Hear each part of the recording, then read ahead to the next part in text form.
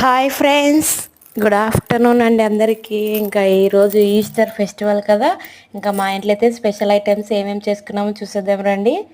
ఇంకా ముందుగా అయితే స్వీట్తో స్టార్ట్ చేద్దాం. గులాబ్ జామ్ అయితే చేసుకున్నాం చూడండి. సాఫ్ట్గా ఎమ్మి గులాబ్ జామ్ అయితే. ఇంకా ఇక్కడ ఇది ఉంది కదా రవ్వ లడ్డు కోసం. అది వంట అయిపోయాక చేశాను కాబట్టి కాలుతుంది. తర్వాత లడ్లు చుట్టాలి చల్లగైన తర్వాత.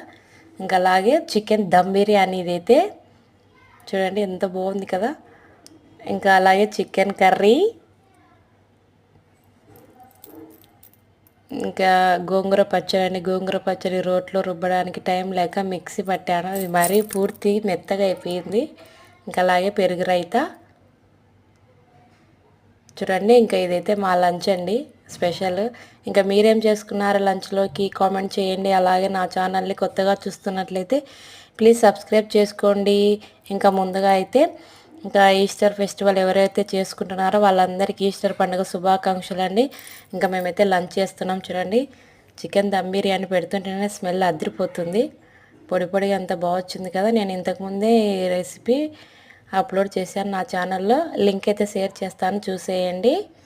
ఇంకా చికెన్ దమ్ బిర్యానీ, గోంగూర పచ్చడి, ఇంకా అలాగే పెరుగు రైతా, చికెన్ కర్రీ వేసుకొని తింటున్నాం. ఇందులోకి చికెన్ కర్రీ కన్నా మనము దమ్ చేసుకుంటాం కదా చికెన్, ఇంకా ఆ చికెన్తో తింటేనే బాగుంటుంది. దీనికంటే ఆ ముక్క టేస్ట్ చాలా బాగుంటుంది. చూడండి నా ఛానల్లో ఉంది చూసేయండి. చికెన్ దమ్ బిర్యానీ ఎలా చేసుకోవాలో రాని వాళ్ళు.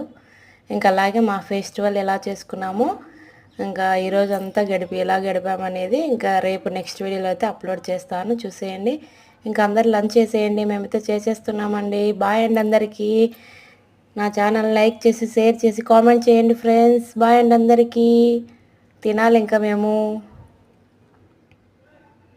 చూడండి ఎంత బాగుంది కదా. బాయ్.